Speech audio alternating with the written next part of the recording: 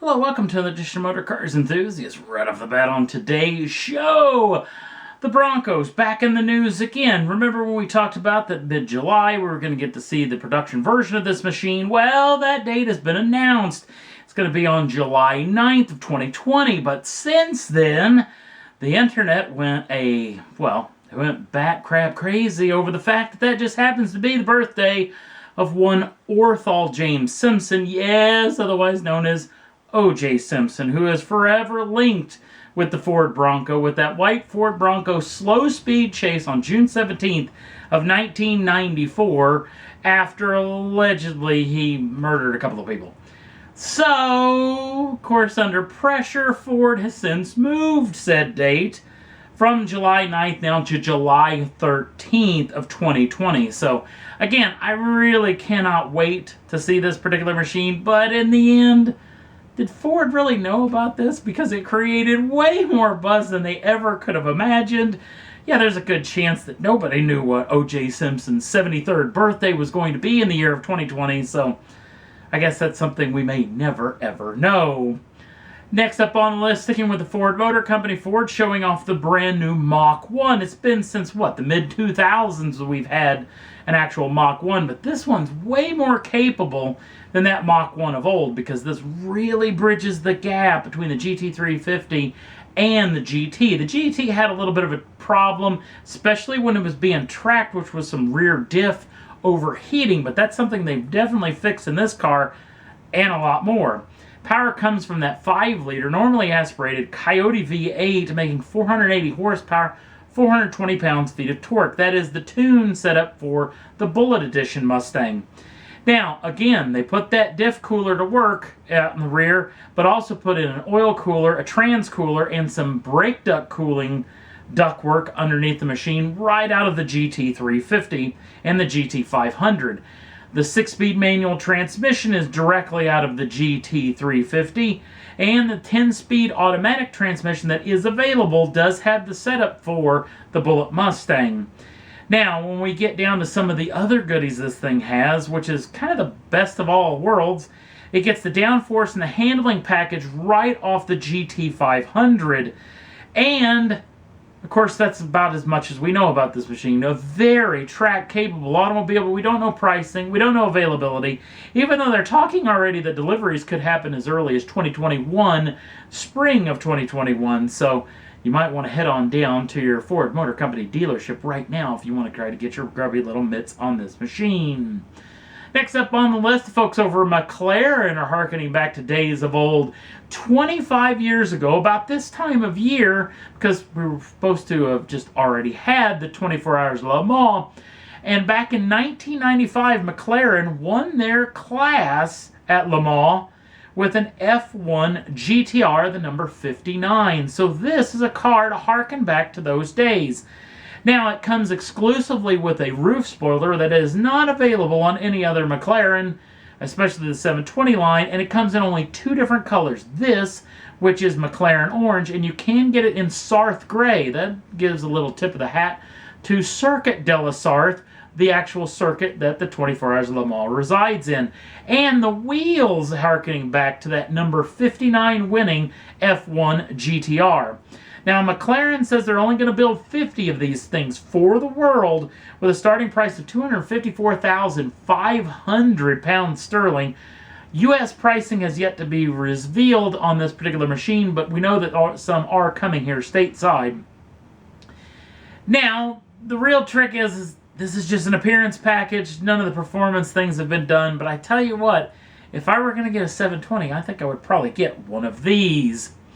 Another vehicle that gets somewhat of a refresh, even though you can't really tell it, is the Donkervoort V8, or D8, I should say, GTO JD70. The JD70 harkens back to Mr. Donkervoort's 70th birthday, and the fact that they're only going to build 70 of these machines.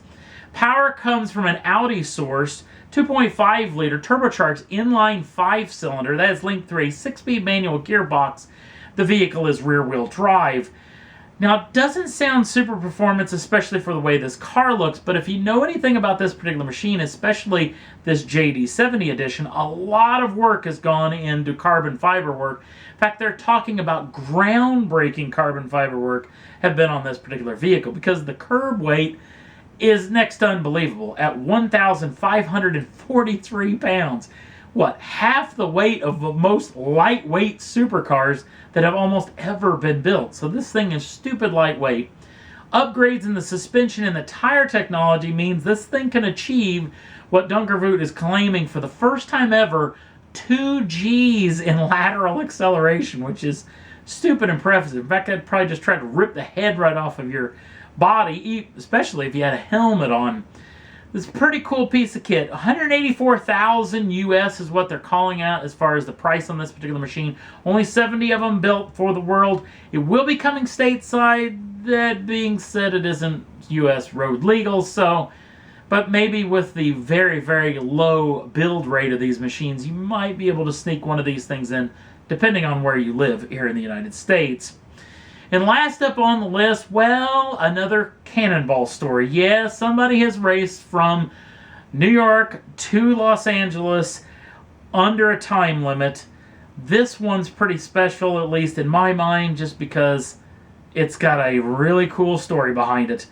In fact, we've had over 40 attempts at a Cannonball record since 2020 has begun. And we've had a ton of records, and this is the new leader in the clubhouse, even though there is an asterisk beside it. This is a Ford Mustang GT that was rented. Yes, you heard me right. It was rented by one Fred Ashmore, who rented this particular machine, went on Facebook Marketplace, and found himself 3 marine-style fuel cells, so boat fuel cells. He ripped out all the interior out of the rented Mustang, put a fuel cell right next to him, a fuel cell where the back seat was, and a fuel cell back where the trunk is as well, linked all in succession with the actual fuel tank inside of that GT Mustang itself. Gave him 130 gallons of fuel, meaning he only had to make one stop in his journey across the country.